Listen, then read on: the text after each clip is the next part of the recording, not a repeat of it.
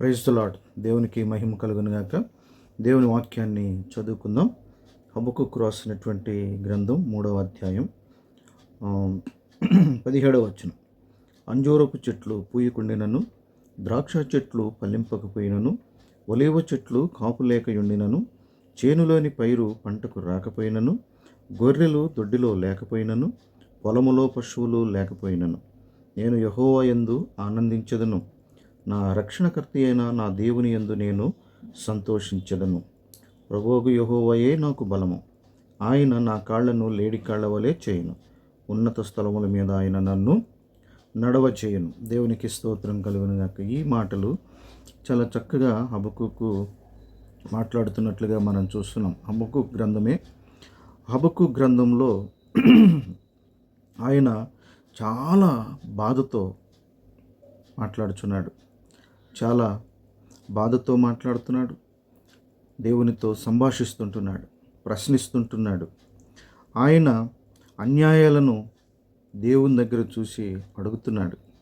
ఎందుకు ఇలా జరుగుతుంది, ఎందుకు ఇలా ఉంది? అయినప్పటికీ దేవుని పైన ఉన్నటువంటి విశ్వాసము ఆయనను హత్తుకునేటట్లుగా చేసింది. అందుకని ఆయన పేరుకు హత్తుకునేటువంటి వాడు, హత్తుకునేవాడు, కౌగిలించుకునేవాడు, ప్రేమగా కౌగిలించుకునేవాడు అని పేరు.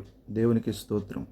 ఇంత బాధలో కూడా ఆయన దేవుని దగ్గర మాట్లాడుతూ, దేవుని దగ్గర చెప్తూ మాట్లాడుతున్నటువంటి మాటలు చూడండి.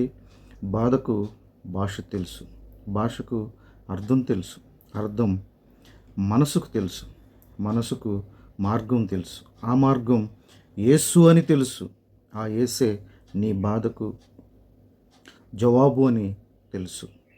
ఆ జవాబు నీ బాధకు సమాధానం, శాంతి, నెమ్మది. చూసారా? బాధ ఉందని చెప్పి హబక్కూకు దేవుని విడిచిపెట్టలేదు. బాధతో దేవుని ప్రశ్నిస్తున్నానని చెప్పి హబక్కూకు దేవునికి దూరం అవ్వలేదు.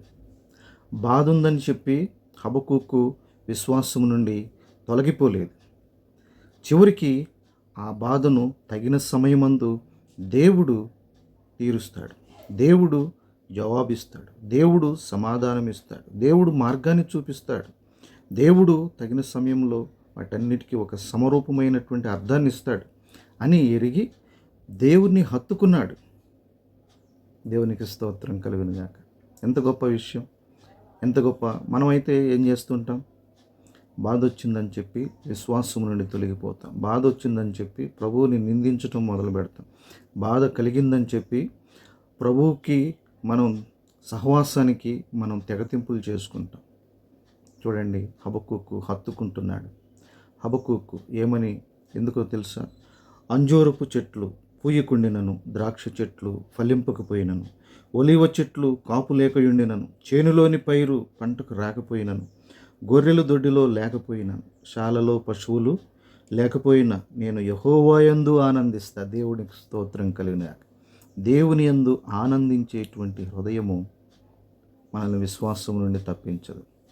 మనం ఇంకనూ రక్షణలో ఎదుగుతూ పొదుగుతూ ఆయనను స్తుతించేటట్లుగా చేస్తుంది, ఆయనలో ఆనందించేటట్లుగా చేస్తుంది తప్ప మనల్ని పక్కదారి పట్టించేటువంటిది మన బాధ అవ్వకూడదు.